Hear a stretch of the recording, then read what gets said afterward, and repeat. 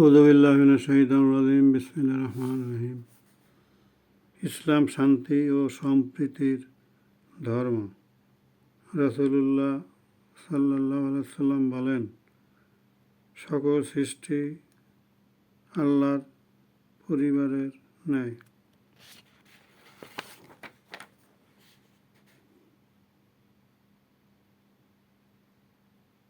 সূরা হুজুরাতের 13 নম্বর আয়াতে আল্লাহ বলেন, আউযু বিল্লাহি মিনাশ শাইতানির রাজিম।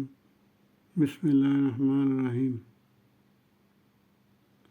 হে মানুষ, আমি তোমাদেরকে সৃষ্টি করেছি এক পুরুষ ও এক স্ত্রী হতে, পরে তোমাদেরকে বিভক্ত করেছি বিভিন্ন জাতি ও গোত্রে, যাতে তোমরা একে অপরের সাথে পরিচিত হতে পারো।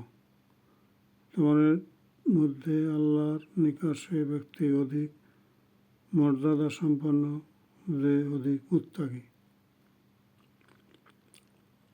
নিশ্চয়ই আল্লাহ সব কিছু জানেন, সমস্ত খবর রাখেন।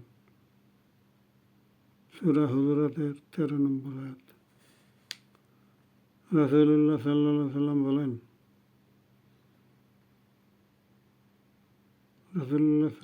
বলেছেন, যারা দয়া করে, দয়াময় আল্লাহ তাদের প্রতি দয়া করেন।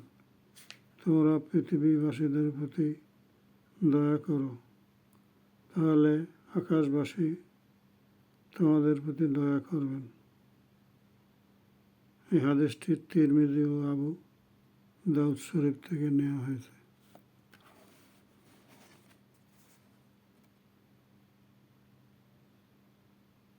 রাসূলুল্লাহ ইরশাদ করেন সাল্লাল্লাহু আলাইহি ওয়াসাল্লাম, ইসলামে বৈরাগ্যের স্থান নেই।